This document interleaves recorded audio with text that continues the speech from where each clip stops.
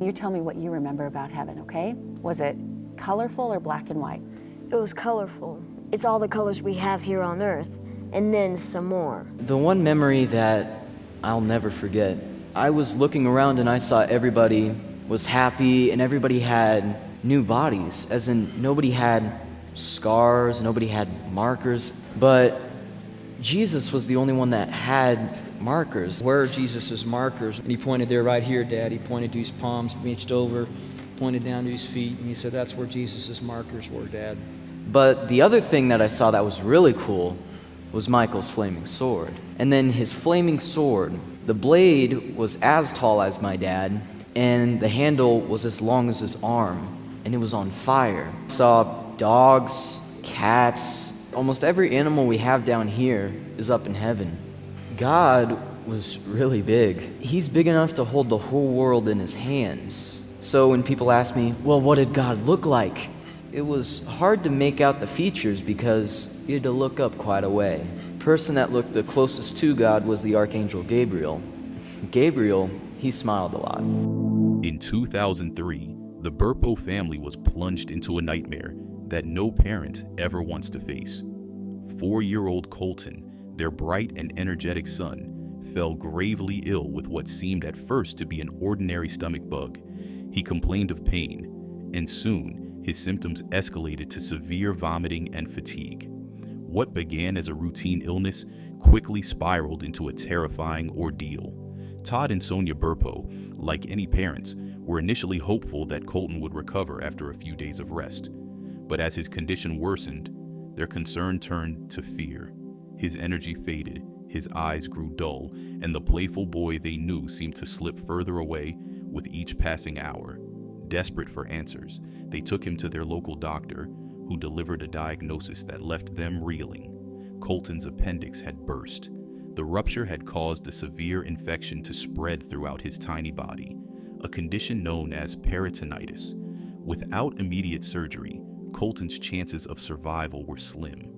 The weight of those words crashed over Todd and Sonia like a tidal wave.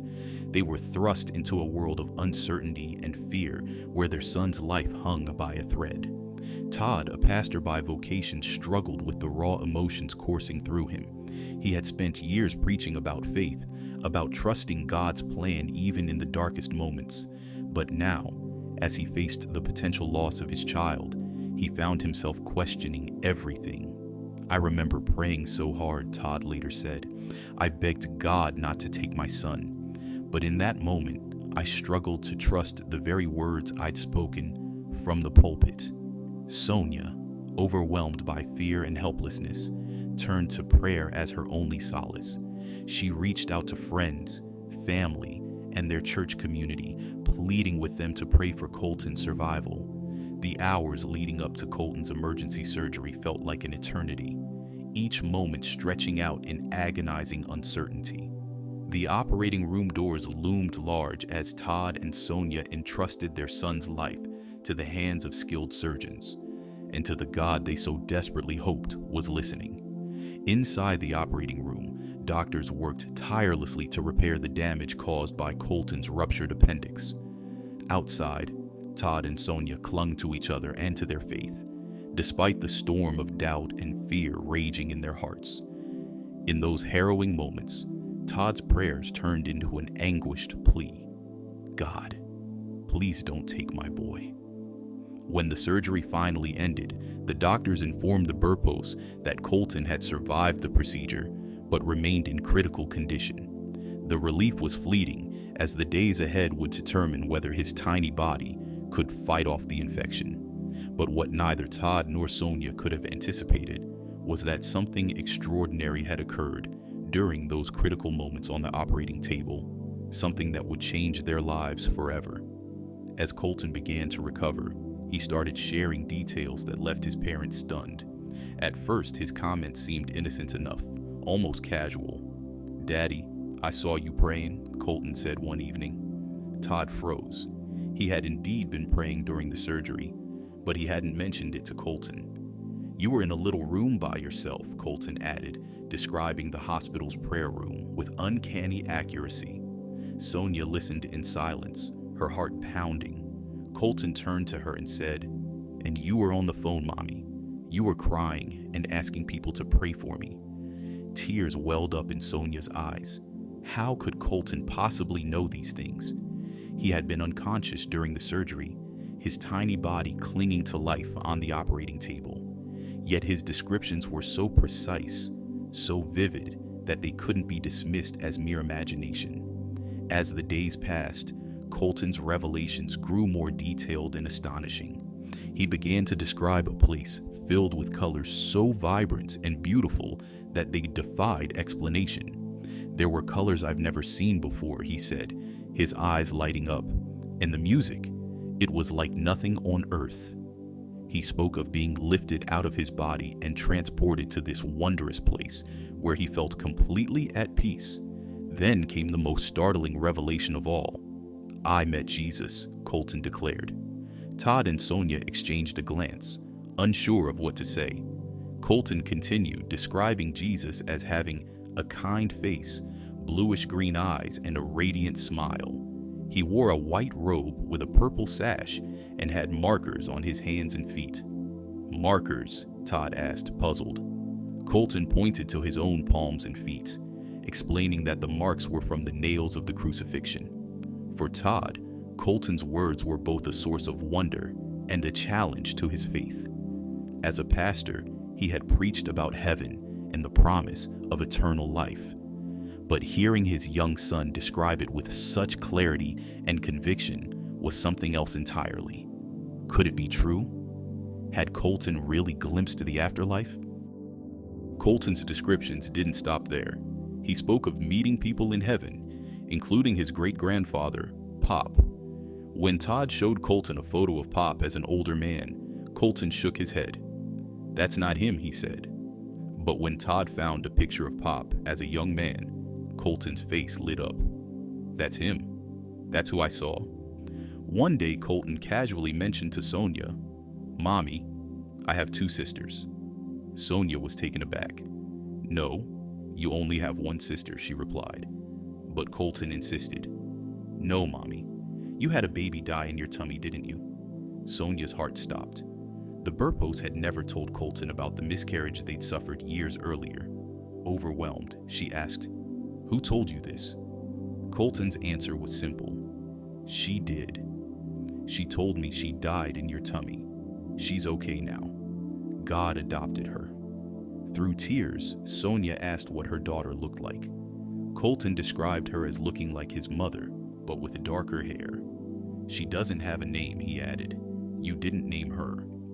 This revelation brought a wave of healing to the Burpos, replacing years of buried pain with peace and comfort. Colton's vivid descriptions of heaven painted a picture of a place where joy and love abound. He spoke of children playing with animals, including lions and other creatures that would be dangerous on earth.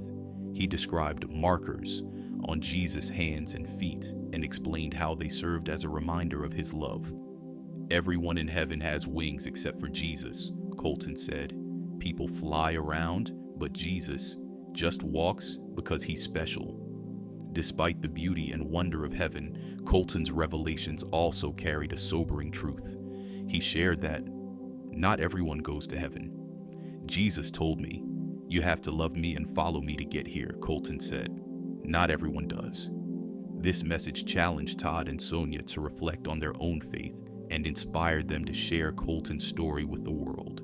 In 2010, the Burpos published Heaven is for Real, a book that quickly became a bestseller. The story was later adapted into a movie, bringing Colton's message to an even wider audience. Todd emphasized that their goal wasn't fame, but to share the hope and truth of heaven. "We want people to know that God's promises are real," he said. "Heaven is real, and it's waiting for those who love Jesus." For those who hear Colton's story, the question remains, how will you respond to the truth he brought back from heaven? As the days turned into weeks, Colton's revelations about his time in heaven deepened, leaving Todd and Sonia in a constant state of awe and reflection. Each new detail seemed to reaffirm what they struggled to believe. Their son, had experienced something beyond the natural world. But as extraordinary as these insights were, they also carried implications that challenged their faith in unexpected ways. Colton's descriptions of heaven became more vivid and specific. He spoke of golden streets and a light that seemed to emanate from everywhere, but not from any single source. It was like the light came from God himself, he explained. There's no sun, but it never gets dark. His eyes sparkled as he recounted the beauty of the flowers and trees, colors so brilliant they seemed alive. The grass and the trees, they're so green, greener than anything on earth. One evening, as the family gathered in their living room, Colton turned to his parents and said, "I saw angels, lots of them. They were all around me singing." Todd leaned in, intrigued. "What did they sing, Colton?" he asked. Colton's small face lit up with a serene smile. "They sang, 'Jesus Loves Me,' and other songs I didn't know, but the music was so pretty. It felt like they were singing just for me." It was in moments like these that Todd found himself grappling with the enormity of Colton's experience. He had spent years studying the Bible and preparing sermons, but nothing in his theological training had prepared him for this. The simplicity and innocence with which Colton spoke made his words all the more powerful. Todd couldn't help but wonder, why had God chosen to reveal this to a 4-year-old boy? And what did it mean for their family? As Colton recovered physically, his spiritual revelations continued. One afternoon he told Todd, "Daddy, I saw God's throne." Todd's breath caught. "What did it look like, son?" he asked. Colton's voice grew soft, almost reverent. "It was big and shiny, like gold and silver. And God was so big, he could hold the whole world in his hands." Todd pressed further, his curiosity overtaking him.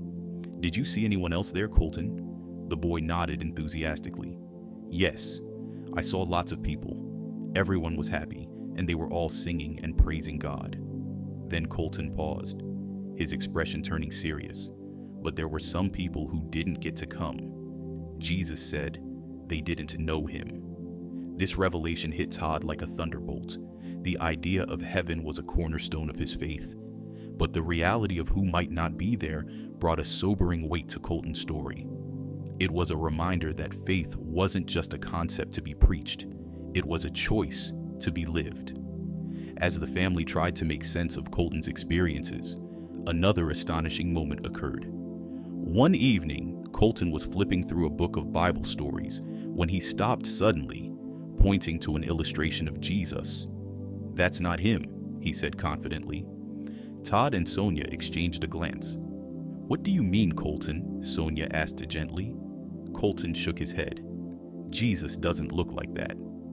It wasn't until much later, when Todd and Sonia came across a painting by a young Lithuanian girl named Akiane Kramarek, that Colton's reaction changed.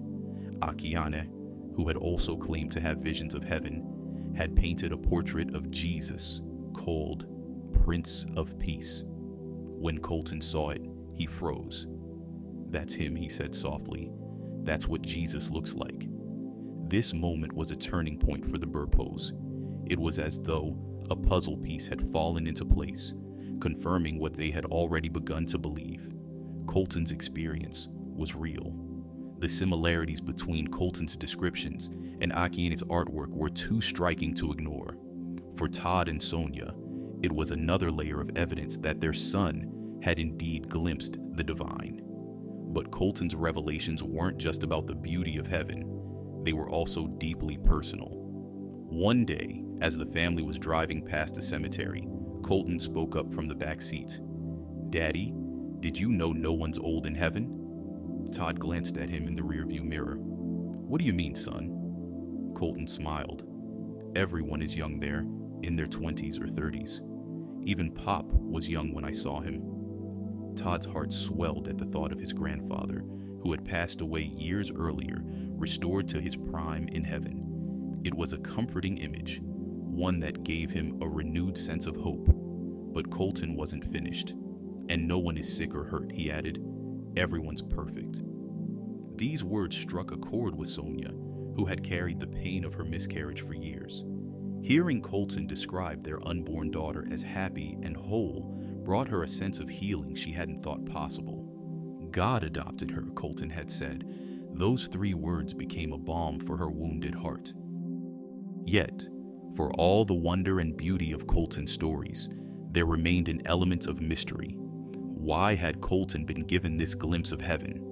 What purpose did it serve? As Todd and Sonia pondered these questions, they began to see their son's experience as more than just a gift for their family. It was a message, a call to share the reality of heaven with others. And so, they began the journey of bringing Colton's story to the world. At first, they shared it informally, telling friends and members of their church about the miraculous things their son had seen. But the more they shared, the more they realized that Colton's experience had the power to touch lives far beyond their small community. In 2010, the Burpos took a leap of faith and published Heaven is for Real. The book became an instant bestseller, resonating with readers around the globe. Its success led to a movie adaptation, bringing Colton's story to an even wider audience. Through it all, Todd and Sonia remained steadfast in their mission. "This isn't about us," Todd said. "It's about letting people know that heaven is real and God's promises are true." For Colton, life eventually returned to a semblance of normalcy, but the memories of heaven remained vivid, etched into his mind and heart. "I'll never forget it," he said. "Heaven is more real than anything we can imagine." As the Burpos continued to share their story, they found that it wasn't just about inspiring hope. It was also about challenging people to think deeply about their faith. Colton's revelations raised profound questions about eternity, salvation, and the nature of God's love. And for those who listened, the message was clear. Heaven is real, but it is also a choice.